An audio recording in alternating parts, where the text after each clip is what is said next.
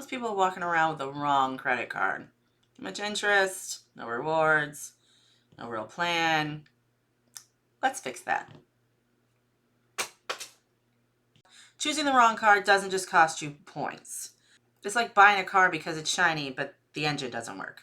Before you apply for anything, obviously, you need to know what your credit score is. You might not be looking for a high limit when you have a low credit score. You may just be looking to get a card. If you got a higher credit score, you have some options, but you still have some things that you're going to need to look out for. Stuff like higher than normal interest rates for the fees. You're going to be looking for deferred interest promos. And I love when you find 0% interest credit cards, but if you're not prepared to actually pay off whatever it is that's on that credit card, you could really be setting yourself up for disaster. So just because you have a higher credit score and you have a better chance of being approved still doesn't mean you're getting the right card for you. So if you got a higher credit score and you're applying for credit, my advice to you is, what exactly do you need the card for? Narrow it down from there. What kind of rewards are we looking for? Are we looking for travel rewards?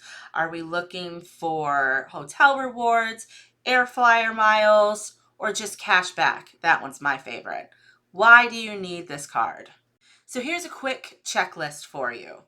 Check your credit, avoid flashy traps, match the card on purpose. Don't just take anything that somebody's throwing at you, and then read the fine print.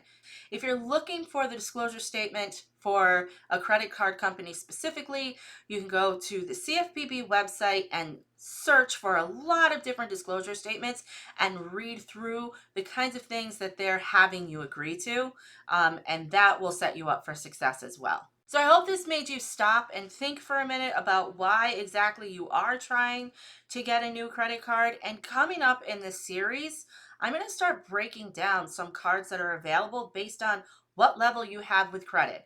If you're trying to rebuild credit after bankruptcy or just nobody's giving you credit, we'll talk about that. We'll talk about low score. We'll talk about reward programs. We'll talk about combining cards, and we'll get advice from people who actually have used the cards and what they like and they don't like about it. So stay tuned for some real financial advice, guys.